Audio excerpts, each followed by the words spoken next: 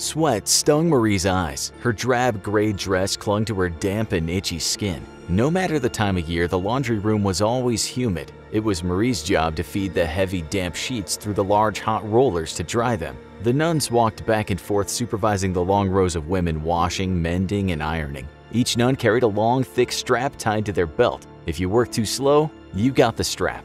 The room was quiet. In fact, the only sounds were the clanking of machinery, rasp of scrub brushes, and the hiss of steam. Singing or chit-chat was not allowed. The Magdalenes needed to work hard, contemplate their sins, and be penitent in order for God to forgive them. A nun paused by a girl just down the row from Marie. The girl was new. Marie thought the girl's name was Grace, but wasn't sure. The nun said something to Grace. Before Grace could answer, a strap whistled as it flew through the air before landing with a loud crack on her arm. Marie flinched. She knew well that pain. The last time she'd been whipped, her bruises had taken several days to fade. Grace cried out and tried to back away down the aisle, but she was trapped. A second nun approached her from the other direction. One of the nuns began dragging Grace by her ear toward the door. She screamed for someone, anyone, to help her, but the other women kept their eyes on their work and pretended not to hear. They wouldn't come to her aid, lest they be punished too. In 1993, Sisters of Our Lady of Charity in Dublin, Ireland sold part of the land of High Park Convent to a developer for £1.5 million. However, there was an unusual provision to the sale. The land contained a mass grave of 133 Magdalenes or women who had been institutionalized in High Park's Magdalene laundry. In fact, High Park had been the largest such laundry in Ireland. The plan was that the nuns and the developer split the costs of exhuming and cremating the bodies. Then the ashes would be reburied in another mass grave in Glasnevin Cemetery. But when the project got underway, the mass grave was found to have a dark secret. The first Magdalene Asylum was opened in 1758 in London, England, by a trio of philanthropist businessmen. They wanted to create a place where prostitutes could be rehabilitated. In addition to attending church and learning manners, the women did household chores and various crafts to contribute to the institution.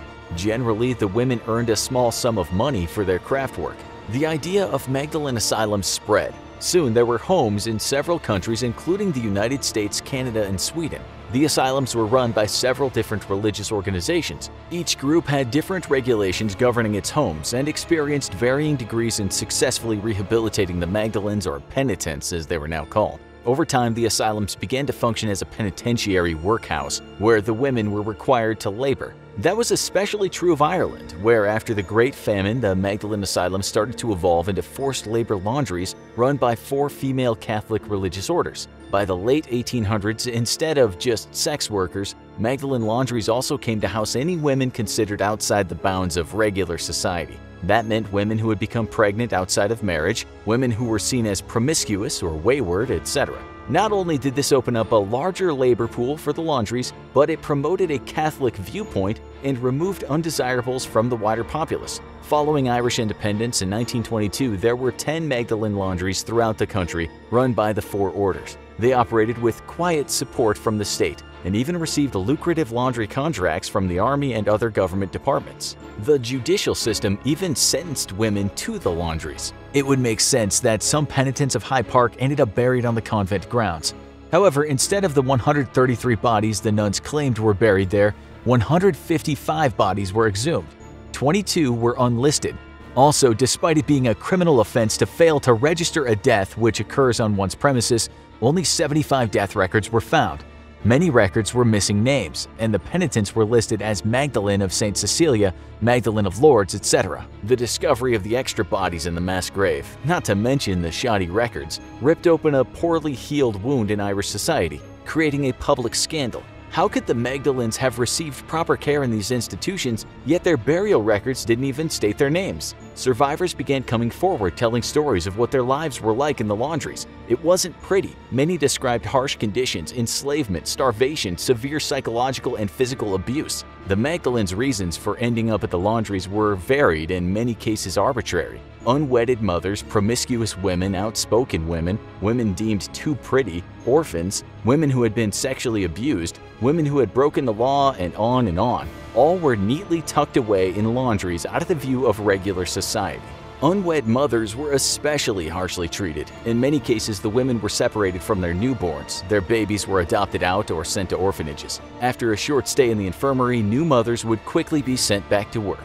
One woman recalled being warned by other penitents to pad her chest. The nuns hated any evidence of unwed mothers, and she would be singled out for punishment if she leaked milk, a common problem for new mothers. Some mothers were punished by the nuns for begging to see their babies one last time before the child was adopted. In other cases, the nuns ran the orphanages, industrial schools, and Magdalene laundries all on the same plot of land. Though they lived but a few buildings away, mothers were not allowed contact with their illegitimate children. Many survivors spoke of being held prisoner. Some had their names changed or were assigned and called a number when they entered the institution. Also, the women were forced to cut their hair and give up personal mementos. Their clothing was replaced with coarse, drab dresses in dull colors such as gray or brown. Magdalenes were not permitted to make friends with their comrades. They were only there to work. Their correspondence with the outside world was limited, and in some cases nuns hid or stole letters from family or sweethearts. The women were made to work 6 days a week, 52 weeks a year. Schedules mentioned by the survivors varied, but generally they involved waking very early in the morning, going to morning prayers, then a quick breakfast, working a 12 or 13-hour shift before dinner, and having an hour or so afterwards for more prayers or quiet contemplation before lights out. The dormitories had bars on the windows, and the women were locked in at night. When penitents were allowed outside, they were confined to the grounds of the laundries by high bricked walls topped with glass or barbed wire. When women did escape, if caught, they were sent back to the institution. Girls as young as 12 or 13 were sent to the laundries. One girl was only 8 when she entered. Some Magdalenes ended up functionally illiterate because they were pulled out of school and sent to the laundries. Even when women were of legal age, they were not allowed to leave. Some Magdalenes were poorly fed. Bread and water was a common diet. They were kept just shy of malnourishment while the nuns allegedly ate well. The laundry work was hot, tedious, and dangerous. Many survivors described being burned by steam or hot irons. The long hours, spent standing or bent over sewing, caused varicose veins and lifelong back problems in young women. All the while, nuns would watch the women work and hit them with straps if they were too slow or made mistakes. After their laundry shift, a penitent might have had further chores contributing to the upkeep of the institution. Every moment of their waking hours, the penitents were governed by the nuns. Verbal abuse and beatings were common. Many Magdalenes also experienced religious, emotional, or sexual abuse. Nuns shamed them for vanity, being wicked, and their burgeoning bodies. Some penitents were made to bind their chests because they had large breasts. Some were made to feel useless, worthless, and that the world didn't want them. Many nuns took delight in their positions of power, punishing every little infraction, including Magdalenes looking them in the eye and not showing proper authority. Most penitents ended up staying at the laundry for an average of 3 years. Rules stated that a woman could only be released if someone, generally a family member, requested their release. When the women left, they were not given wages or were given an insultingly small amount of money for their years of hard labor. Long after they had left the laundries, the memories heavily affected some Magdalenes. Many women suffered nightmares or struggled with healthy sexual relationships when they married because of ideas of purity and sin so ingrained. After the initial scandal over the mass grave of Hyde Park, several Magdalene survivors bravely provided their testimonies for documentaries or other media. This helped to alert the public about the abuses that had happened at the laundries.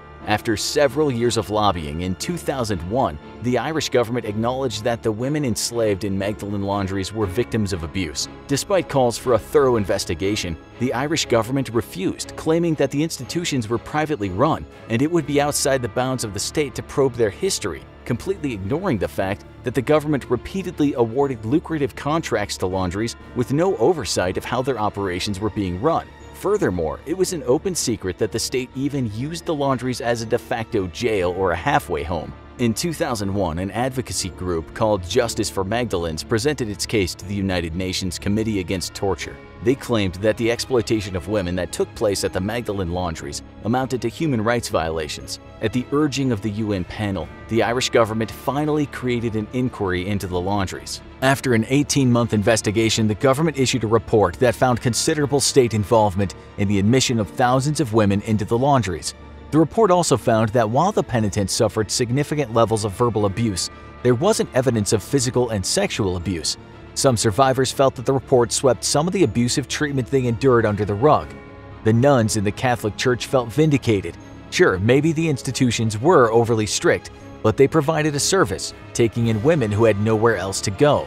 About 2 weeks after the government report was issued, the government bowed to pressure from the survivors and advocacy groups, and the Irish Prime Minister issued a formal state apology. The government also created a £50 million victims' compensation fund. Most of the laundries closed in the early 70s. Irish society was changing, and new, advanced, and cheap technology for laundering was making institutions obsolete. The last Magdalene laundry closed in 1996. It was a small institution with only 40 women. The women were mainly elderly or developmentally disabled and chose to stay with the nuns despite the closing of the laundry. The horrors of the Magdalene laundries will never be fully known. Many of the victims passed away long before any inquiries began. It's estimated that some 11,000 women were confined to these institutions in the 20th century. Today, various historical and media groups continue to collect the stories of survivors and delve into the history of the Magdalene laundries. The Catholic Church is adamant that it did nothing wrong and that the institutions were run as nonprofits. As a result, the Church has refused to contribute to any victims' compensation fund. Also, the religious orders have declined to provide records and archival information for investigators and historians. Now that you reached the end of our video, why not keep the watch party going? Have you ever wondered if a totalitarian society like Gilead and The Handmaid's Tale could happen in our modern world? Don't wait, click now. Also, just how much power does the Vatican have? Go here to find out.